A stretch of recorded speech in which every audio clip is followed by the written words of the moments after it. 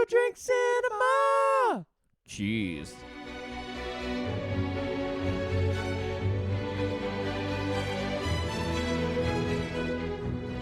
Welcome to another episode of Two Drink Cinema, two brothers reviewing movies 2 drinks at a time, now on podcast and on YouTube. So welcome to you, wherever you are watching and listening, and welcome to Brett. Thank you for welcoming me, Lee. How are you? Fucking good, mate. How is your mental health? Are you a nutter? I'm Ripper, mate. The movie that we are watching is called Mental. I haven't just had a crossover moment and thought you were on No Pants, No Problems. Thought it would be fun to watch something that neither of us have watched before. And something Australian, because we are Australian and we do a podcast in Australia about movies. Yes, we do. So we should do an Australian movie. I've got a cocktail for it. This cocktail is originally called The Hitchhiker. Just let me get the recipe. But I have made the Shaz version. Okay. And made it a little bit more common. Right, a bit more Aussie twist on the Hitchhiker. So the Hitchhiker originally is vodka, Campari, Mandarin Napoleon. Oh. Which... Didn't find that at Liquorland. No. Creme de banana and coconut liqueur. Okay, so the Shaz version is... Oh, and topped with lemonade. The Shaz version is vodka, Campari, Cointreau, Voc banana liqueur, and Malibu. All right. Because as soon as you see the word coconut, I'm going to put Malibu in. So this is it. It's much more orange than it looks on your screens right now. Yeah, yours looks pink. Yeah. You can see if you're on the YouTube that quantities will come up on your screen in a sec. And if you are listening on the podcast, then get onto Instagram. So this is a Shaz. It's a Shazza. All right? Cheers. Cheese.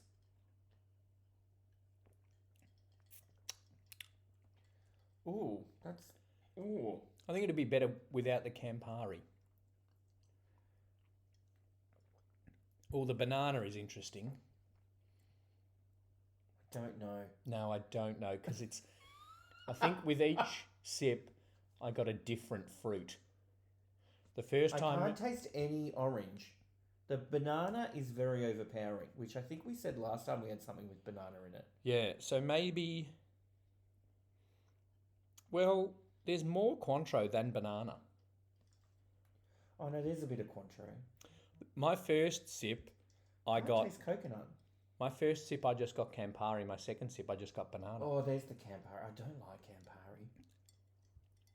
Yeah, that one, I got a bit of Cointreau in that one. Anyway, get up the score sheet, and we will rate that cocktail out of 5 each. 5 all over. If one of our things for the movie is rewatchability, then redrinkability of the cocktail is not high. So I'm going to give it a 2 out of 5. What do you think? Okay, I think a 2 is not bad.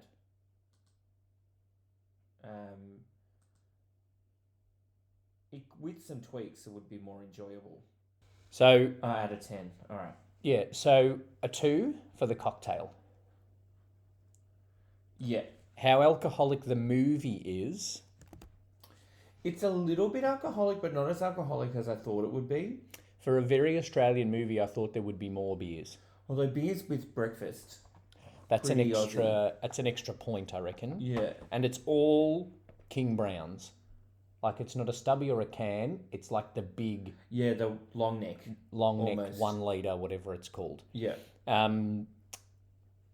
So he has a beer with breakfast. Liev has a beer at one point. Beer at the Hog's Breath and when he's drunk at the end. Very drunk. Yeah. Kate, Toni Collette doesn't drink. She just smokes a bong that doesn't smoke. Yeah. And the cigarettes. I'm going to... Plenty of darts.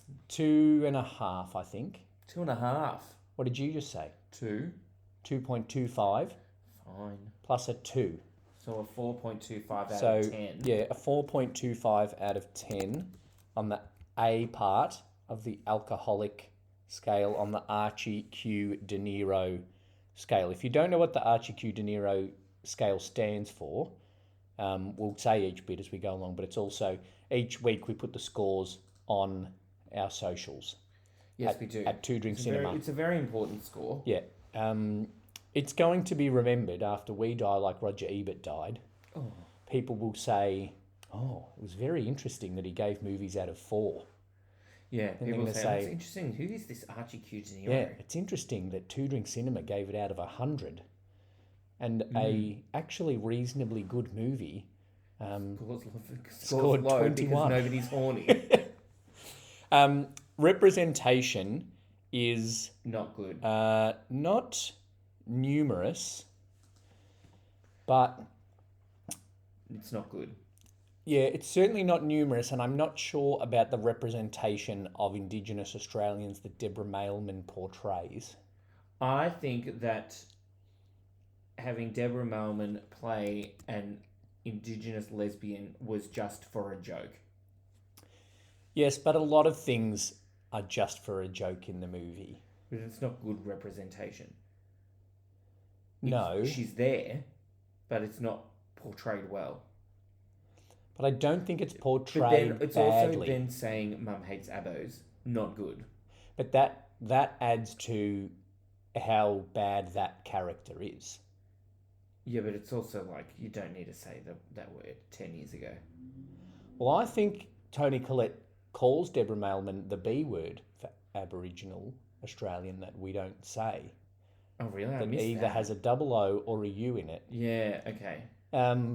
She calls her a mad bee when she meets her in the I missed nut that, house I in the think. Pinderschloss again. In the Pinderschloss. It's our third movie with a it? Pinderschloss in it. Yes. We've had plenty of mentals. Yeah. Well, when we do Cuckoo's Nest, Do we include the different. representation of people with a mental disorder? well, I wrote a few notes, so regular listeners will know that Is that part of representation? that they'll know that I'm mental and have a mental health podcast.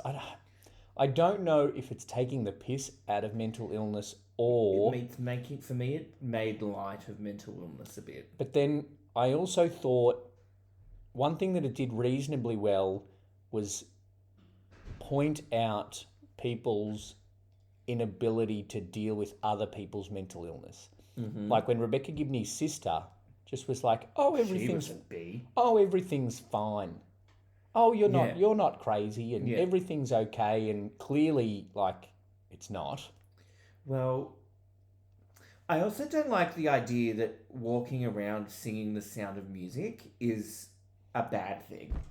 Should get you put in the Pinderschloss. If that's the case, I might need to commit myself. Not The Sound of Music, probably worse. My neighbours would hear you singing a lot from our house. I think my neighbours think they're living next door to Adele, actually. It's pretty good. And it's more in tune than Adele sometimes. Ooh, shots fired. But Unpopular opinion. are you as funny and relatable I'm as so relatable. Look, fat Adele, not skinny Adele? look. Yeah, well, that's why I gained weight. Everyone- to be more relatable. How stupid was everyone? Was like, we felt betrayed when Adele lost all that weight. Yeah, fucking people are dumb. Whatever.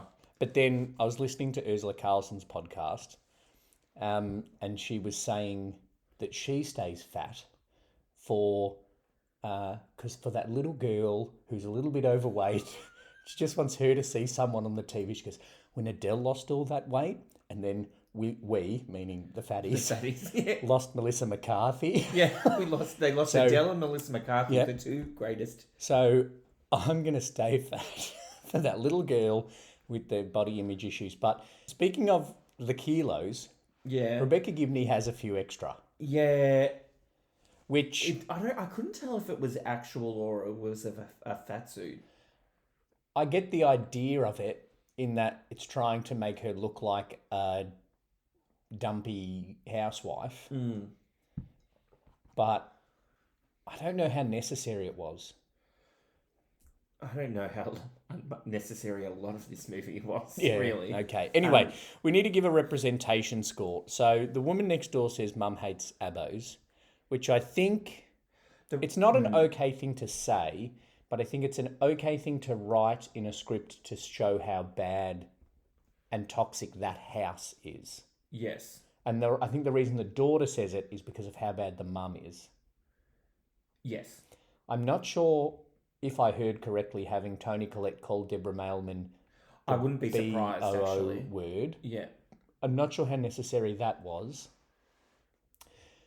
I think what you said about Deborah Mailman being there as a joke would have been less offensive if there had been one other person of colour in the whole film. Or, yeah, another scene where she wasn't just playing a crazy lesbian. Yeah, but there's no, like, if you go to the Gold Coast, which is where this is but isn't set, But isn't, yeah. you will see more than white people. Yes. Not when you go to the suburbs of the Gold Coast, but if you're going down near the beach and those kind of resorty areas, it is more diverse than this movie is. And I think that's what makes Deborah Mailman's character a little bit more jarring. The representation is average. I'm going to give the I representation... want to say maybe a 2. Yeah, I'm thinking a 2 as well. I don't know. Because you don't... Although, I don't know, actually. There is a lesbian... Do we share an a Aboriginal. Score? We share a score for this one. Well, I'll settle on a 2 then. There is a lesbian and there is an Aboriginal. So they're in there and they're generally liked and accepted. Okay. But I'm not sure they're the best representation and they seem a little bit tokenistic. Yes. So that's what it seemed to me with Deborah Mailman. That brings it down for me. Yes. I did like, though, when Rebecca Gibney was buying everything from the Wheel of Fortune winnings, that she came up to Noxious Nancy. Yes. And said, is your oldest daughter really a lesbian? And then just like left that with the crowd and moved on. All right. My eyes almost moistened. So this is the cry scale, the Sea of Archie. The Sea of Archie is for crying because Lee loves a good cry at a movie or TV show or ad for a car. Or a Toyota ad. Or ad for a Google. When did I cry recently at something? There was something that I cried for that I was like, oh, I shouldn't be crying for this. But I've had an emotional week. No, the Google app, for some reason, I don't know what it is. And this is not... I'm not trying to be offensive to people with Alzheimer's, but the one with the old lady does make me cry. Is that because you're like, I don't mind, they're not going to remember it? No, I think what's not memorable is an AFLW game between Geelong and Greater Western City Giants. Oh, well, it's memorable for her. It's not worth remembering. Yeah. Anyway, so you nearly moistened up. I nearly moistened up when, for some reason, they know all of the harmonies to Climb Every Mountain. Yeah. Even though they've only heard her... At the start, it wasn't Rebecca Gibney's voice. Was she meant to be singing terribly, but we heard Julie Andrews? I thought... It wasn't Julie Andrews, though. Was it? No. Wasn't Becca Gibney. Thought it was... She was meant... In real life, she sings terribly, but in her own mind, she sings very well. That's what I thought. Because, you know, she had her headphones in, whatever... But then at the end, they're all singing perfectly like the Von Trapps. How weird was it that the headphones had cords and it was an iPod Mini? It was an iPod Mini, little iPod Shuffle. What a throwback. So you didn't cry. I almost moistened at Climb Every Mountain. But that is a song that I've cried at before. You were there. When Guy did it at Australian Idol. Yeah. No, not when Guy did it at Australian Idol. When we went to see Conchita and her and Guy sung it together in the Sydney Opera House and I cried. And I cried again when Conchita sung He loves to cry, people. I love a cry. This is why the sea is very important. But I didn't... That's like a 0.25 on the cry scale. Can we do that low? I'm doing it. It's my scale. All right. If Archie's got a problem, he can dock my pay. How horny is the movie? Trout is a pretty horny fish. Trout. What a name. The surfer boy who can't really sing or write good songs. Well, the song that he wrote... It's terrible. But it's also not. The song that he writes about surfing and Jesus, they're terrible. Oh, the song he writes about the girl. The girl, yeah. Chloe? Coral. Yeah, Coral. Coral. Yeah. Coral, like the sea. What? The coral sea. Trout is such a home and away name. I think he was on Home and Away. No, he was on Neighbours. I looked him up. Oh, okay. So it's like, you look familiar. I had a 50-50 chance there, didn't I? You look like I had a crush on you when I was 17. He was like a poor man's Jesse McCarthy. McCartney, sorry. Yeah, I think he was. Not quite a beautiful soul. He played Ringo in Neighbours. Okay. Not the drummer. Oh, I think I remember Ringo. Yeah, and he died. Do you know who else he played? Ringo in a Beatles song? No. We're going to get this. He has done an impersonation. We're going to squeeze one of 2 shows into every episode, I reckon, from now on. Okay. So, Neighbours. The show Friends from College. Oh, fuck that we off. hate, right? Yeah. Remember when they go to Atlantic City? This guy that plays Trout... Go to Atlantic City. Yeah. The guy that plays... I've kind of wiped that Is it terrible for some... show from my It's mind. for some hen's night. You know, they... Or is it someone's bucks night or something? The random 5th friend is getting married to the surfer dude. No, Fred Savage is getting married and doesn't want a big deal. Yeah. But then the rich one takes them all to Atlantic City and they're like, this is shit. We don't want to do this. And they're all terrible people. Yes. Sam Clark, who plays Trout and plays Ringo in Neighbours, played the David Beckham impersonator in that episode. Jesus Christ. So then Robert Chabotsky pretends to play Victoria Beckham. Also, Sam Clark, whoever chose your Wikipedia photo, yeah, well done. Because he looks much better in that than he does the whole movie of Mental. It's also at the premiere of Mental, that movie. Oh, really? Yeah. Yes, it is. 2007 till present, he's been active as an actor, and 2009 till present, he's been acting as a singer. So he's horny. Yeah, almost to the point of we need to take a point off the score. Yeah. But Liev Schreiber zaps him with the tiniest little cattle prod ever, and he's paralysed for 20 seconds. Horniness is one thing, but unconsensual horniness is another. Non-consensual loses a point. So I think we're giving 2 points for how horny Trout is. But also we're taking off half a point for the almost non-consensual horniness. Yes. All right? Anthony LaPaglia having an affair. With everyone. Quote, I'm helping Jean widen her access road. Yeah. I painted that. Fucking hell. What would have been a great joke... half a point for horniness. What would have been a great joke is if the painting in the office at the end, when Rebecca Gibney comes and goes, who the fuck are you? If the painting at the end hilarious, was like clearly not her. Like it was a really famous painting. Like they'd put the what's that 3 one called? The Pioneers, or the 3 family in the bush. Yeah. Like I painted that. Yeah. Like no, you didn't. Not sorry, PJ Hogan, not telling you how to write movies or anything. I've got some notes for him though. Does Coral get a horny point too? She is horny for Trout. Yeah. Even before that sounds bad. Even before Trout's a nice bloke. But then as soon as Trout gets his Speedos off, she's shirt off. She's Yarbos stripped. are out. Yarbos are out and she's down the water slide. Which, for Trout, thinking as a man, nude, I'm not going on my stomach. I wrote that. On a water slide, I'm not going balls down. I'm not going, because... Like, obviously, it's a PG or whatever movie, so it's not going. There's other ways you could shoot it waist up. Yeah, but also because water slides aren't just a smooth ride down because there's bumps there's where little they join joints. the tubes. Yep. That was like it's not a good decision on Trout's part. Like nah, it's a no from me, Trout. So we're giving a point to Trout, 2 points to Trout, but we're taking half off. Then we're giving a point to LaPaglia. 1.5 to LaPaglia. Oh, a half then. We're giving a whole point to Coral, Is it really that horny out of 5? but That's 3.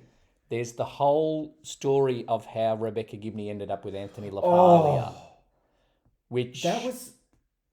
I don't know how I felt about that. I think PJ Hogan, we're telling you how to write a film.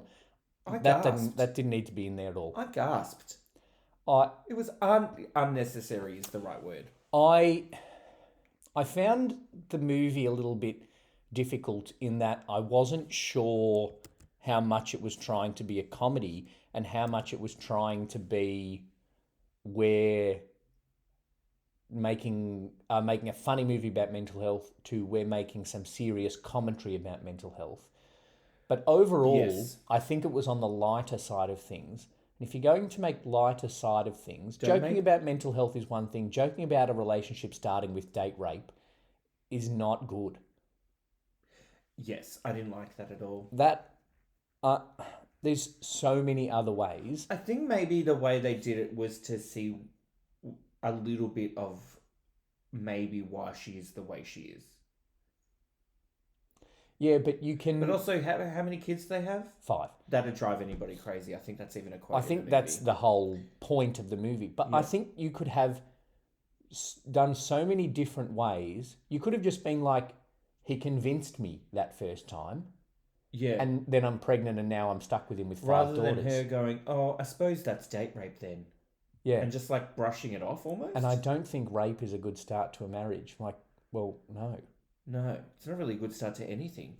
No, generally not. Well, yeah. Overall, definitely not. I don't know. Yeah, that was a weird... I'm taking a point off for that. Me. Yeah. So what's that leave us with, a 2? Yeah. Yeah, it's about right overall. So it leaves us with 1 point... 1 point for Coral and negative 1 point for date rape. Oh, yeah, it's 1 point for Coral, 2.5 points for Trout and Anthony, and then half 2 points off for whatever maths. We end up with 2. We end up with 2. Trust our maths. Okay. In the Archie, the I stands for insults. Because I love a good insult in a movie, and I'm slowly going to pick up insults from movies and quote them in my everyday life. I've got, remind me, I have something to say when we get to quotability. Okay, cool. Okay. That's not far away. The only insults that I wrote was when Toni Collette calls Deborah Mailman, I've already mentioned it, a mad B word. I said not a good insult. Noxious Nancy is a good yeah, that's a good one. There was a lot of insulting language. Yep. But not many like, I'm going to take that and use it. Quippy insults. You remind me of garbage is insulting, but I'm not going to say that to anyone. And then, because then they might sit in the middle of a cafe and go, I remind people of garbage. Yeah, yeah. Yeah. It would like... Speaking of cafes... Shaz is a bitch. Shaz is a bitch. Yeah. Shaz is a bitch. Noxious Nancy's a bitch. The sister is a bitch. Deborah Mailman's... Auntie Doris stole my hair. God. I do like a little bit, this isn't part of this thing, but how Anthony LaPaglia, I can't remember the 2 kids. But I thought that was funny because also I didn't know who the kids were either. I knew the main one and then the one that fucked up her hair. The other one's not even sure. Well, I feel like we spent as much time with the kids as Anthony LaPaglia has for the last 3 years. That's true. So what are we giving? It's insulting, but there aren't many to take away, like a 1.5. Yeah, I'm going to give it a 1.5 too. Yeah. Yeah, this is one where we give separate scores. Yeah. The next one is enclosure. They live in a double-story suburban house. It's not quite... It's bigger than an apartment, but it's not quite a mansion-y kind of thing. Oh, is it a double-story or is it just a Queenslander? No, it's just a Queenslander. Then that's a 2. I reckon that's the Australian equivalent of an apartment. But do they have 5 bedrooms? No, 2 girls shared, surely. That's right, yeah. Michelle lives under the house. Yeah, yeah.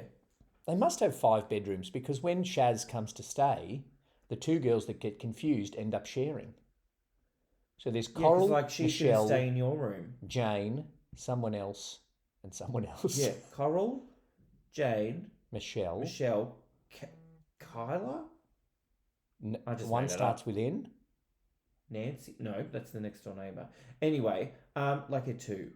Can we do a 2.5? Yeah, well, no, I think in Australia That's we almost don't a 3. we don't have trailers.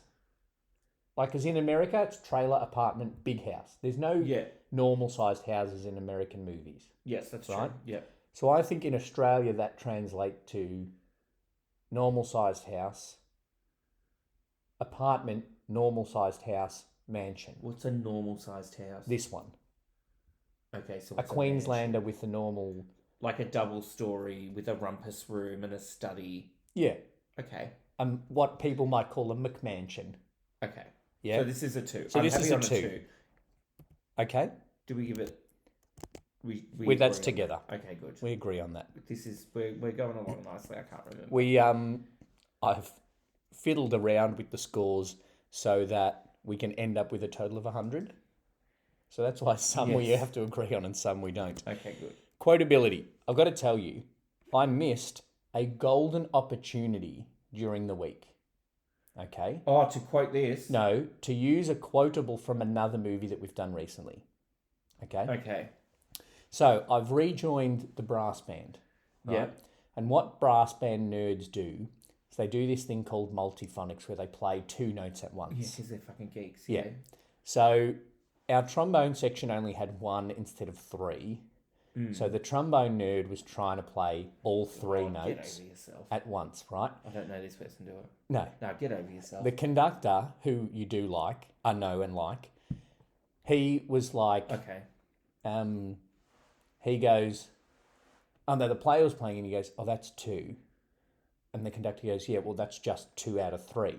And I said, that ain't bad, referencing the Meatloaf song. Of course. What I should have said is 2 out of 3 ain't bad. Meatloaf. And then I didn't realise till back to our gold member episode. Yeah, I didn't realise till I was riding home that night that I should have said, well, 2 out of 3 ain't bad. Meatloaf. Or even if I'd said, that ain't bad, Meatloaf, that still would have worked. Or I could have done that a lot because I've pretty much been singing. Oh, I was singing out loud, so it doesn't count. No, you've got to work the title into a conversation. I have had Olivia Newton-John songs stuck in my head all week. Oh, Valet. Valet, ONJ. Yeah. I watched Xanadu the other night. Yeah. We're going to have to do that at some point because there's a lot to talk about. So I was going to... But then I felt bad at laughing. Yeah, no, I was... Terrible, though. When Olivia passed, I shared on our socials a photo of her flying away in the car. Which is quite good. I did think about sharing the movie review of hers that we've done, but the only one of hers we've done is A Mum for Christmas. That is arguably her shittest one. I don't know about that, actually. I said it to my barista at work, and I said, I didn't want to share it because it was A Mum for Christmas. And she goes, oh, isn't that the weird one where she's an alien and then a mum? I'm like, well, no, she's a mannequin. She's like, oh, but it's still weird. Yes, that is that. So quotability, my only story has nothing to do with that. It just has to do with gold member. There were some funny lines. Yes. And there were some that were bad. Yep. Mentally, she's ill-equipped to part with her girlhood right now. Yes. Liev Schreiber says that to... Trout after he zaps him and sits on his balls. Yeah. And the bit where Rebecca Gibney's sister comes and parks at the front. Yes. And then Shaz goes in her car and she's got those freaky fucking dolls in the back. And she freaks out. She's like, oh, what? She goes, they're dolls. I'm like, she says, oh, I thought they were weird dwarves and you was their leader. And then the other one is, there's 2 more. And then... Language warning. I've looked at your notes. Language warning's coming a little bit ahead. Yeah, the first one is one of the kids, I can't remember which one, maybe the main one, Coral. Yep. Goes, I'm mental. I expect to be schizophrenic any day now.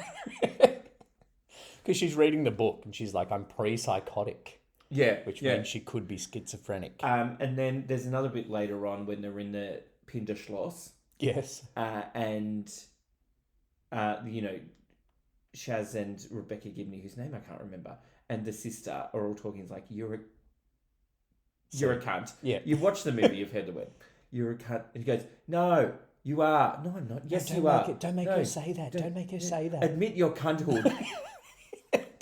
I think I might start using that. Yeah. I'm going to say to people, you're a bit of a cunt. They go, what? I go, admit your cunthood. Admit your cunthood. I don't use that word, though, a lot to anybody listening. No. I actually don't. I used it. I had it all ready to go. So we have an American friend. Only after a few drinks. We have an American friend who loves how we use it in Australia. Oh, yeah, you're a man. And let's not say it anymore. And how it can mean different things. Like if you're a shit or a sick, they're very different. Yeah. One's good, one's bad. And you can use see and mate interchangeably as well. Yes. He loves that because you don't do that in America. Yeah.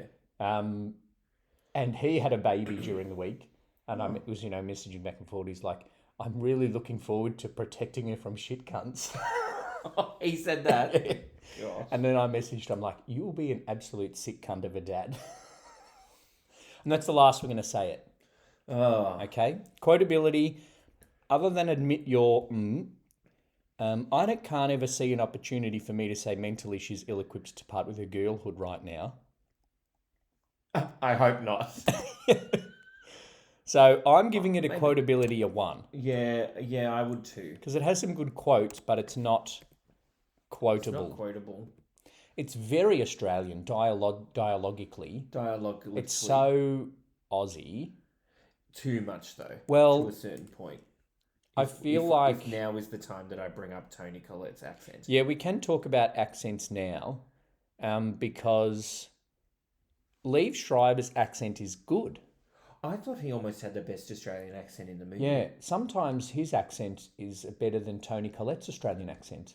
Because she's obviously lost her accent to some degree. A fair chunk of it, yeah. Not as much as Nicole Kidman. Yeah. I saw an interview with Natalie Imbruglia the other day. Has she been living in the UK since? Or yeah. She's like, I'm not going to do it. She sounds posh. I don't know. Anyway, not that posh. Oh, it was more like it was almost Cockney English rather than Australian. Has she just come off the West End as Eliza Doolittle? Yeah, maybe. Maybe. I saw her on something. I don't know why I saw She'd make a great Eliza Doolittle, actually. Some random video on TikTok, Facebook Reels. of Australians on Graham Norton. Graham Norton. Yeah. He loves a chat, Graham Norton. I suppose that is his job. So Toni Collette's accent is a little bit she's lost much. a bit, and she if she talked in her normal voice, there might be a bit of an Australian accent, but not harsh enough to be this Shaz mental case smoker with a knife in her boot. Yeah. So she had to put on that far north Queensland accent. But I also feel like some of the accents are inconsistent. Like Rebecca Gibney's accent doesn't match Anthony LaPaglia's. No. And then the girls' accents are sometimes a little bit different. Noxious Nancy has a different one, but I guess she's trying to be fancy. Liev Schreiber's accent's good in trying to sound, a bit Steve Irwin-y. Yeah. I just think it was a bit much sometimes. Yes. So what do we... that was just an aside from the dialogically. But it's got a very Australian feel, the movie. Like if you just watch the movie, you go, this is made by Australian man. Oh, yeah. Like you could go, yes, this is made by the same guy as Muriel's Wedding. Oh, because it's just got that Australian sensibility to it. I didn't notice drink is the D of De Niro. Q is the middle initial of Archie Q De Niro. I didn't D notice is the drink. I didn't notice a Coke or a Pepsi. I didn't even notice an LA Ice or a RC Cola. AC Cola from Kmart. Cola. Yeah. No, I didn't. So it's a 0. But yeah, it is a 0. Even though all of our movies so far on this new scale have scored a 0, we're keeping it in because it's very important to know whether it's Coke or Pepsi. Caliber of movie if they have Coke or Pepsi. Now, the endurance or the rememberability. I haven't seen it before, so I don't remember it. Well, that's not going to do the rememberability. I think it's only 10 years, but I think it stands up reasonably well. I don't know. Other than the representation stuff that we've talked about. Yeah. I just don't know if 10 years ago and now, the discussion on mental health is very different. So yes, you could write this type of movie. You'd have to do it a bit differently. You would have to take people's self-diagnosis of mental health and mental disorders more seriously. You wouldn't be able to take it as lightly as... What I would do is I would dial down the joking about who's the most mental in the family, although those 5 kid girls would probably do that. Yes. But I'd dial down the joking about people's mental health, but I'd dial up the taking the piss out of or pointing out how badly people deal with it. Like the sister when she has the breakdown.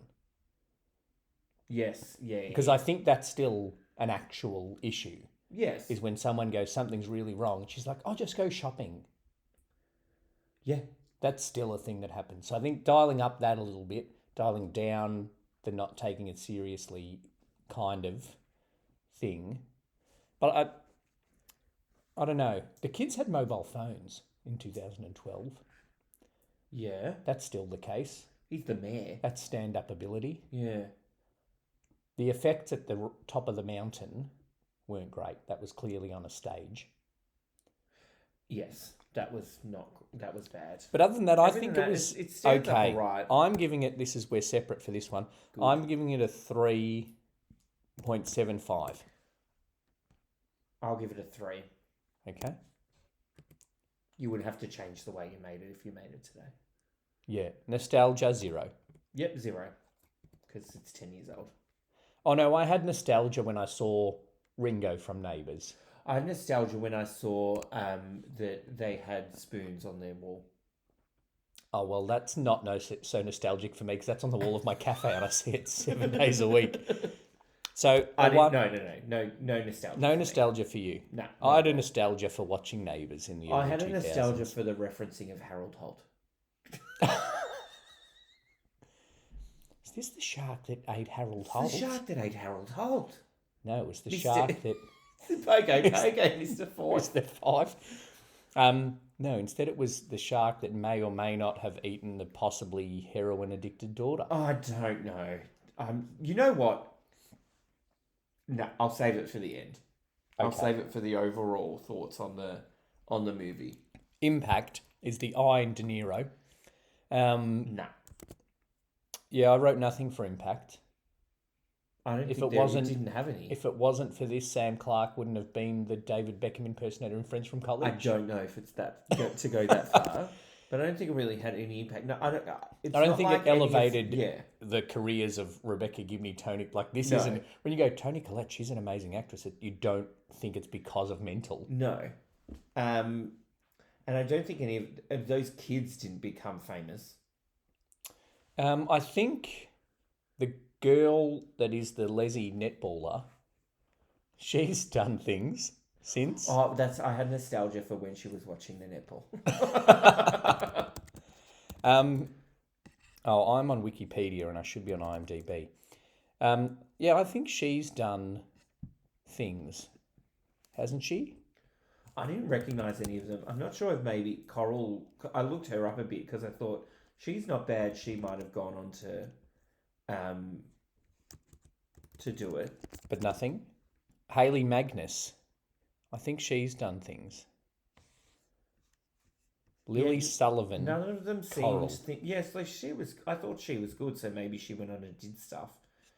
But, no.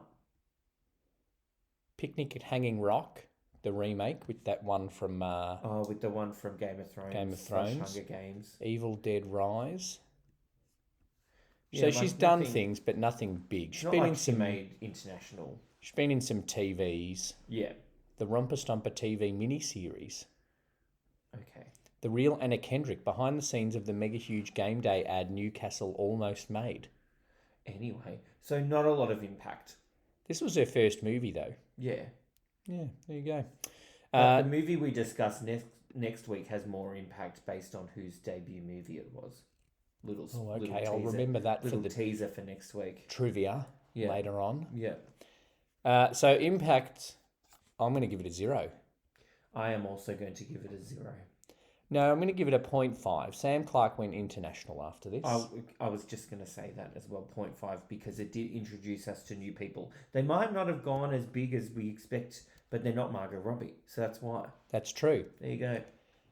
It would have been a totally different movie if someone as good-looking as Margot Robbie had played Coral. Yeah, but then it couldn't have been. Not that Coral was ugly. No, that's what I mean. She's not Margot Robbie. No one's Margot Robbie. But she couldn't then be like, oh, I'm unpopular and I'm ugly. Like, that's just not believable. Yeah, because even someone as good-looking as Margot Robbie, if they are pre-psychotic, are still popular. And still hot. Look at Mean Girls. She would be crazy, but not that crazy that she thinks she's ugly. No. Did that make sense? Yes. Mean Girls is my example of girls can be psychotic but also hot. Oh. Yeah. Yeah. It's a good movie. One time Regina George punched me in the face. It was awesome. There's my Mean Girls quote. There you go. Quotability. When are we doing that? Quotability, 8 out of 5. Let's look at the anniversary for Mean Girls. It'll come up at some point. All right. Rewatchability. Is the art of De Niro. Yeah. I quite liked it. I don't know if I could watch it. If it came on, like this doesn't happen anymore, but if it came on TV... If you're on 9 now on a Saturday night and it just came on... If the footy finished and this came on, I'd watch it.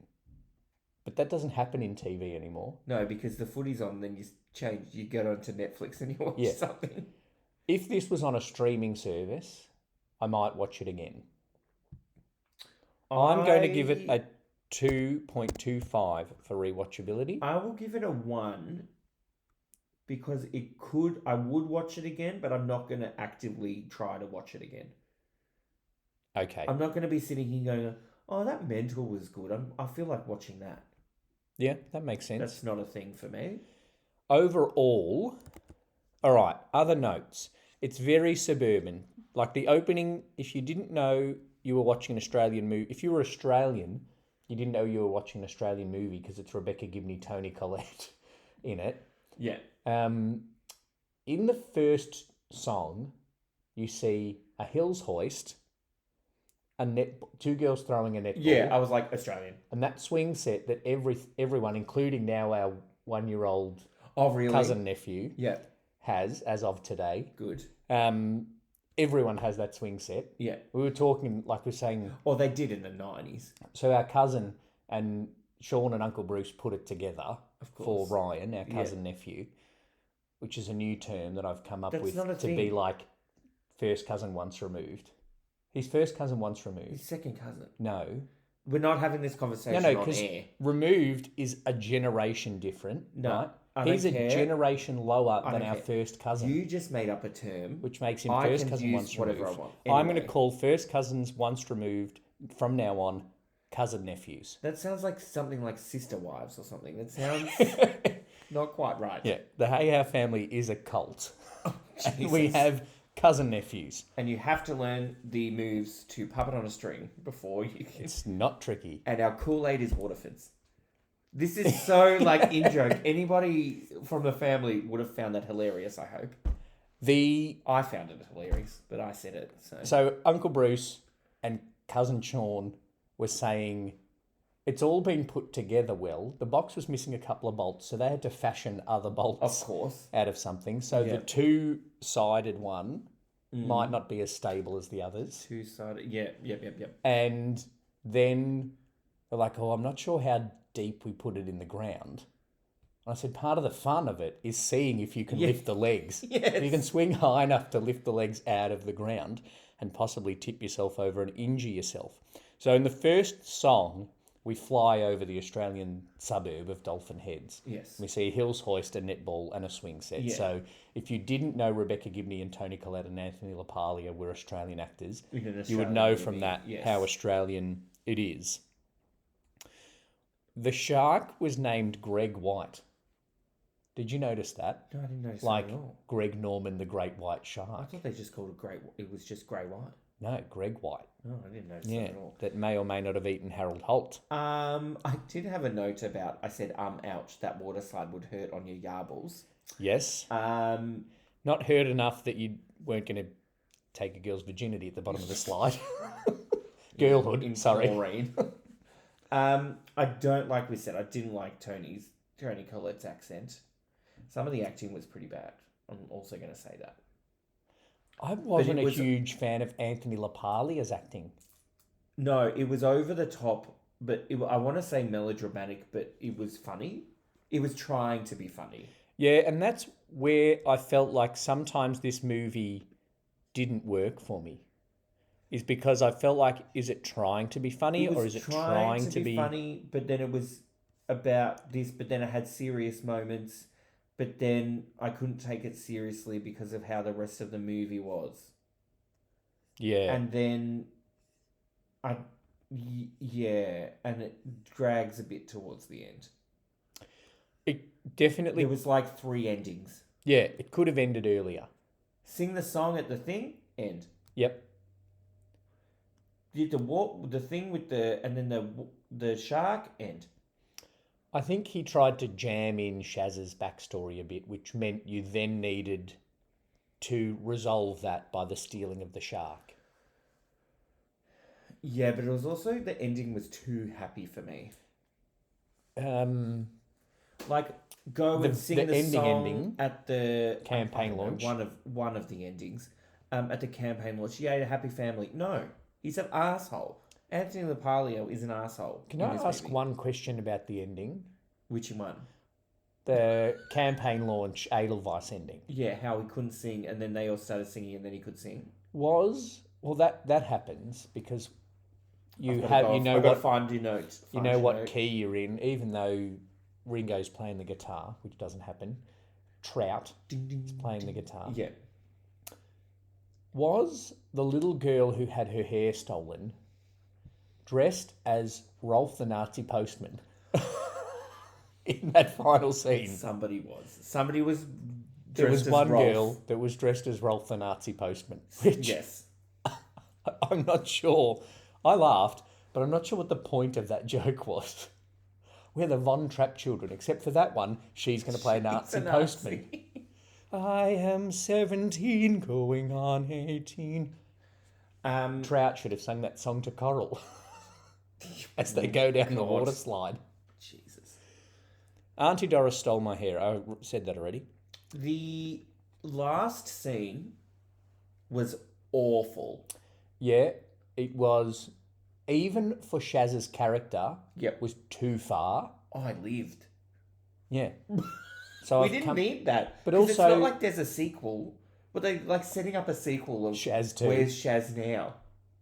Mental 2. Where in the world is Shaz? But also what it did was she redeemed the sister. No, but she didn't. No, because the sister admitted her cunthood. Yeah, but then that story's ended. Then Rebecca Gibney went home. Shaz went back into lockup, so he couldn't help her. Then she was not around anymore, the sister. Yeah, because actually Rebecca Gibney fucked up by letting her children go off with a mad woman with boot polish on their face. But she didn't do that. Wait, did she? Rebecca Gibney let them go. The timeline is skewed for me because of the 4 different endings. No, so they break her out of the lockup. They break her out of the lockup, then they go off and go to steal the shark. And Rebecca Gibney's home when that happens. And lets them go. And so that's why everyone hates Rebecca Gibney now. Because she let her children go off with a mad woman to steal a shark. Yeah, but nobody hates it. It's a happy ending. It's a happy ending for everyone. Except for Elizabeth I, who gets except for the dummies and the... Yeah, that's also just so dumb. Vulgar. There are quite a few well-written jokes in the film. Yeah. just to end with a fart joke. Yeah, and such an obvious one. I knew it was coming. Oh, Yeah. God. She looked good in a G-string though, Toni Collette. It's bad. It was okay. That's half a point. So overall, the names were a bit funny. Moochmore and Thornbender. Yeah, I don't know. Moochmore, I don't know what it was. Was that trying to say something? One more thing. If I'm going to try and just tell a customer in my cafe that they ordered something, whether or not they did. Oh, don't. You want a jam and cream donut? If I don't have to want pay a jam for it, and then cream yeah, donut? I'll have a jam and cream donut. You want one of Mum's lemon slices? Is that a thing? Jam and cream donuts. Yeah. I was confused because she said jam and cream donut, and a jam and cream donut to me is a donut filled with jam that has cream on top, not a cinnamon donut that you spray a can of whipped cream on top and spread some jam on. Yeah, I was like, that's why I was like, wait, this isn't a thing. For me, jam and cream donut meant like it's a donut with jam and cream in it. Or like the eclair. Like this, they put it in like that. I'm not going to say that. Or like the eclair type thing with the jam and cream down the middle.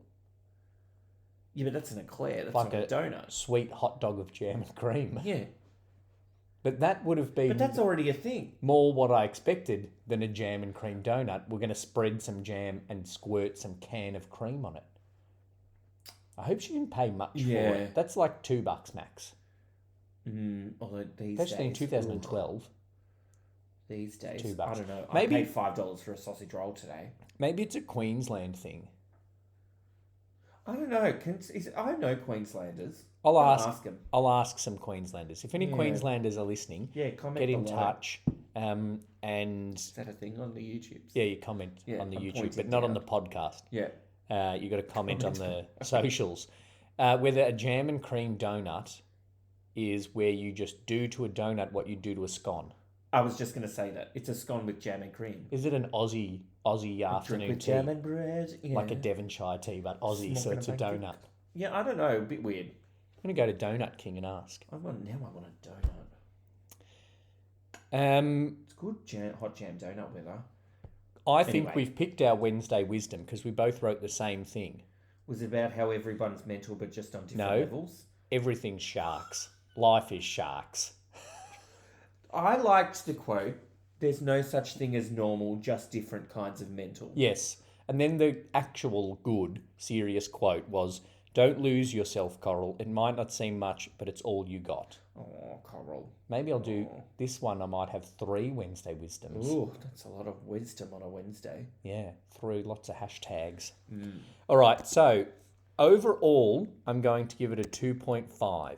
Overall, I'm going to give it a 2. I'm going to give it a 2.75. Ooh, okay. Because I could watch it again. If right. Shane at some point said, I feel like watching something vaguely funny and Australian, I'd put it on. If somebody said that to me, I'd put on... I'd put on other movies before this. Yeah, fair enough. All right, over the total score out of 100 for Archie Q. De Niro for Mental is 32.25.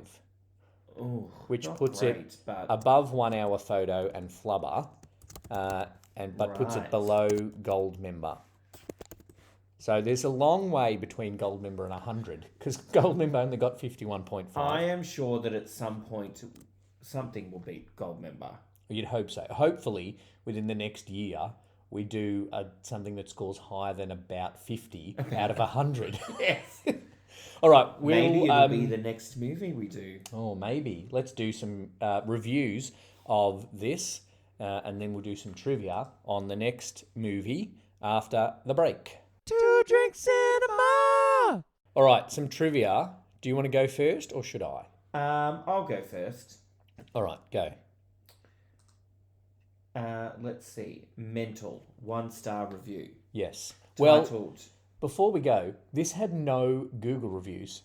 Yeah, which isn't a great start. So we should write one, giving it a 31.5 out of... out of a 3.15 out of 10. But it's on 5, so it would have to be a 1.625. That seems very low. Anyway, 1 star on the IMDb reviews. We gave it 2 out of 5. 2 Overall, yeah. This is an Australian comedy for Australians, which means it's not funny. Oh. Fuck. Director PJ Hogan had a big hit here with Muriel's wedding in 1994. It appears he has made a similar movie with mental illness as the central theme, with Mental. It's messy, is incoherent, and it feels like it was rushed. The lack of laughs becomes embarrassing, and generally the whole script is tedious. Some of the acting is okay, but that is easy to overlook when everything else is substandard. It is strictly for people who enjoy bad movies, or for those who can laugh at Australian, quote, humour. This film is destined to sink like a stone. PJ needs to get back to basics. If you make a comedy, make sure you have some funny lines, or at least slapstick. Oh. This is a 10 star. This person just didn't get the type of humour. Yeah, no. Yeah. That's why it's very Australian. It's got a very Australian vibe. But I guess if you're not Australian, it's going to be harder. But that person sounds like it was Australian. Well, I don't know, actually. 10 out of 10 from this person. Hilarious and clever. If you're beige, you will hate it. Beige? Clever, quirky, hilariously funny, and with enough pathos and melancholy to really get you thinking. If you are one of the beige folk, you will hate it. If you march to the beat of your own drum and always find yourself on the side of the underdog, you will love it. Actually funnier than Muriel's Wedding. Destined to become a classic with excellent performances from all. I don't know about that. There's no particularly... The problem with IMDb reviews is that people put effort into them, not like Google reviews where they just randomly go at a keyboard for 4 sentences and then hit publish. Yes. I am making a list of every reviewer who gave this movie a positive review and marking them never to read again, as they have nothing to offer me when it comes to recommending movies. Oh. I was shocked to find out that it was the same director as Muriel's Wedding, but I then read he also did My Best Friend's Wedding, and I'm remembering that singing scene at the restaurant where they all joined in. It made perfect sense. I say a little prayer for you. Cringe. I am just so glad I didn't waste my money and time seeing it at the cinema, but I am sorry I read the first 2 pages of user reviews on this site, as it is not until the 3rd page that the truth comes out. For the first time ever, I nearly asked Video Easy for my $5.95 back, but it's not their fault. Okay.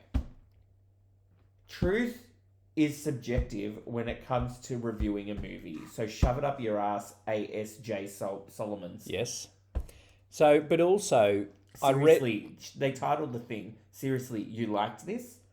That's the title of their review. So, what you can do on IMDb, right? You don't need to read all the reviews, because what you can do is you can click user ratings, and I've just done, yeah, right? You know what else you can also do? Is watch a movie and make up your own mind and not read a review before it. But also, on the weighted average vote is 6.1. So that says to you, if you just look at the rating, not outstanding. It's an average movie. What also it does is breaks it down by demographic. Yes. So if I'm a 30 to 44-year-old male, on average, 1,251 users rated it, overall an average of 5.7. So I'm like, maybe this one's not for me.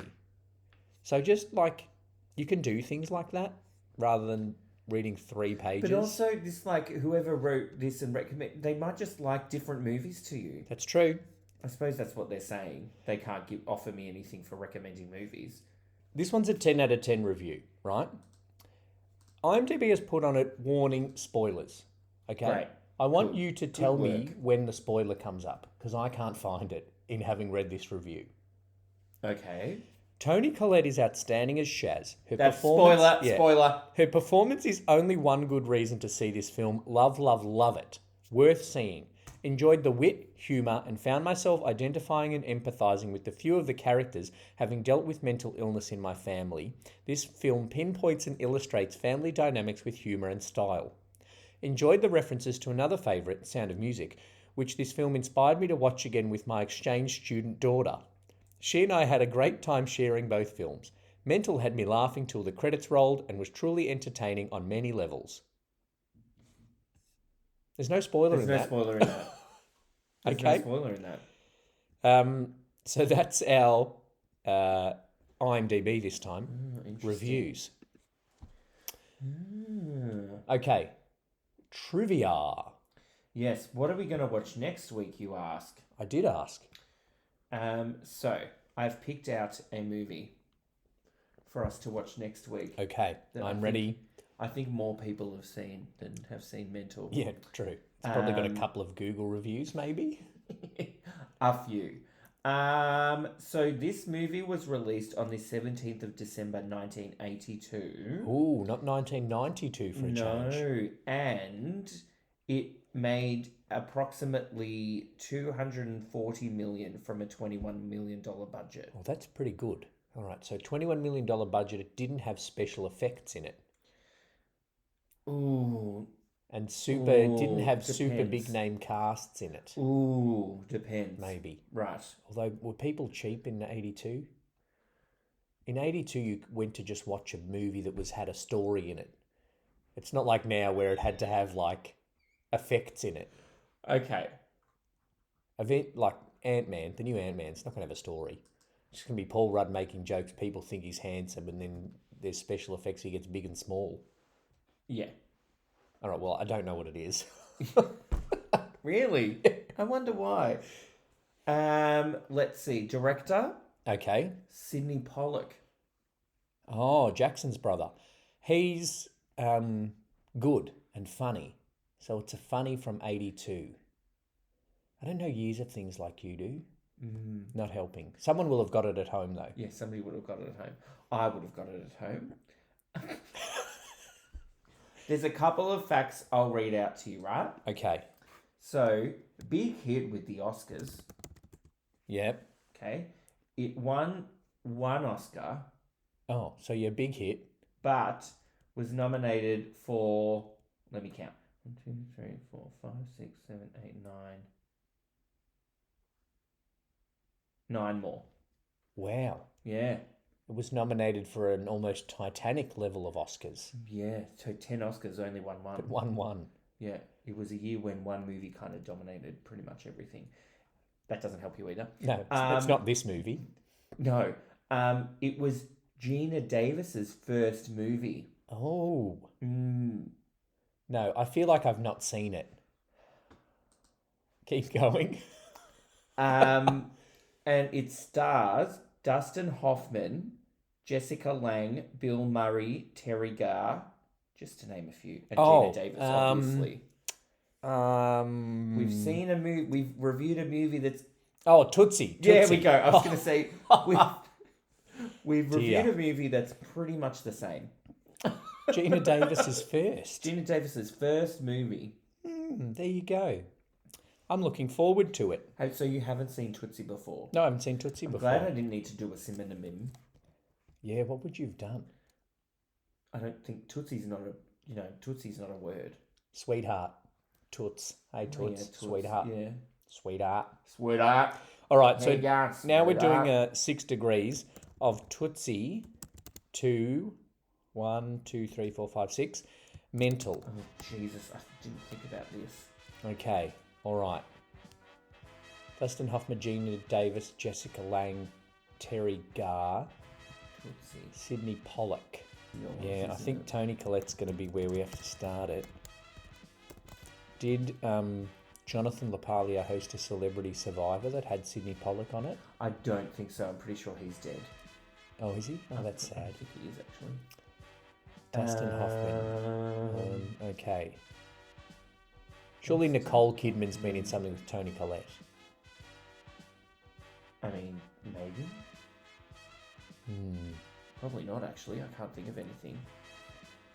Okay, Toni Collette goes to this person, which goes to... I wish I knew more movies that Liev Schreiber was in. Yeah, I was just thinking that as well. Toni Collette. Yeah. But apparently that might not have been his fault. Yeah, okay. We'll take For that. those that didn't have their volume all the way up, Brett said Bruce Willis just before. Toni Collette Um, was in that decent movie with Bruce Willis, right? yes. Tootsie, then you go... Oh, see, I got to Mrs. Doubtfire, but that's not actually Tootsie. No, it's not. Because I went Toni Collette, Rachel Griffiths, Sally Field, which I think is what you did last week. I did last week, yeah. Okay. Ooh, this is a tough one. Yeah, it is. A few moments later. Who else is in Sixth Sense? Who else is in Star Wars? Only a few people. Jesus Christ. Because what's his name was in Cosy with Rachel Griffiths. Ben Mendelsohn. And then he was in Star Wars. Oh, okay. Oh, I got it. I think I got it. Okay. It's just whether or not it fits into 6. Okay. Okay. Ready? So I go Hoffman, Yep. Cruise, Yep. Kidman. Yeah. Oh, they weren't in the same movie, but Ewan McGregor was in Star Wars, and so was Mendelsohn, Oh, who was with I don't know. Rachel Griffiths, Toni Collette. Toni Collette was in Cosy.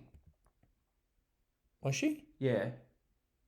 They were both in it. Toni Collette and Rachel Griffiths. Oh, Rachel Rachel Griffiths Griffiths wasn't in the Pinderschloss. Rachel Griffiths was the girlfriend. Toni Collette was the somewhat normally adjusted but hot one. Was she? Yeah. She's on the cover. She's on the poster. Who's the one that sings in the... Toni Collette. Oh, yeah, she is too.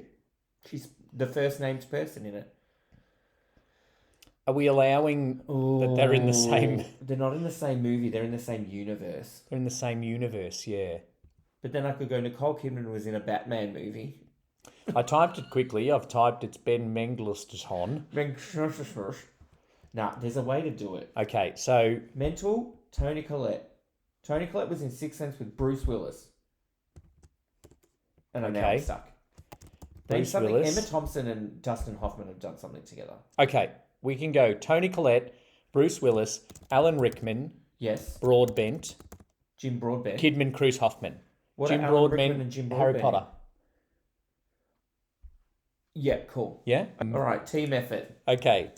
So we went Toni Collette was in Sixth Sense with Bruce Willis, who was in Die Hard with Alan Rickman, who was in, I don't know, Harry Potter. the second last Harry Potter, with Jim Jim Broadbent. Broadbent, who was in Moulin Rouge with Nicole Kidman, who was in I don't know, Eyes Wide Shut with Tom Cruise, And Marriage. who was in Rain Man with Dustin Hoffman, Yep. who is Tootsie. Who is Tootsie? God, I'm there okay is with such that. a quicker way. If you can do better, It's not 6. that's 1, 2, 3, 4, 5, 6. Oh, okay. Is that how we count it? Oh, that's how So I count 7 it. in total. Yeah, 7 in total, but there's 6 6 degrees. degrees. The Of- degrees are the yeah, in between. alright. I think, and considering that, we skip a known for. All right, yeah, that took long enough. If you can do better, then get in touch with us on the socials and we'll read it out at the start of next week's episode because there is better. Yeah. We just have to work it out. Gina Davis, Tom Hanks. Tom Hanks, Tom Cruise. Tom Hanks, Nicole Kidman. Tom we're going Hanks, the wrong Bruce way. Willis. Tom Hanks, Bruce Willis. Tom Hanks. Tom Hanks, David Wenham. Tom Hanks, David Wenham. Elvis. Elvis. Elvis. Toni Collette. Toni Collette, right? Yeah. From David Mental. David Wenham. David Wenham. From Cosy. Yeah. Wenham. Hanks. Hanks. Oh, and then we stopped, didn't we? Well, then that goes to... What did I say? Street? Well, that goes to Street. Hanks to Davis. Hanks to Gina Davis. That's 4. Yeah. That's 3 degrees. Yeah. Oh, thank God I didn't stop the recording. Oh, no. Thanks for listening and watching another episode of Two Drink Cinema. Thank you, Brett, for choosing Tootsie for next week. Get and watch that. How can we watch it? We keep forgetting to tell people Amazon Prime. Amazon Prime. Yes. All right, let's do... Oh, really?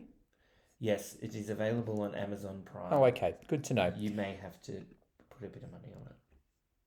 Oh, okay. It's on Foxtel now, or you can rent it You can rent it. on the normal renting places. Yeah, like Google Play, Video YouTube, Easy, like that IMDb would be. Video Easy, if you want to do that. So, all right, that's next week. Tootsie, thank you for listening. Make sure you like and subscribe the video.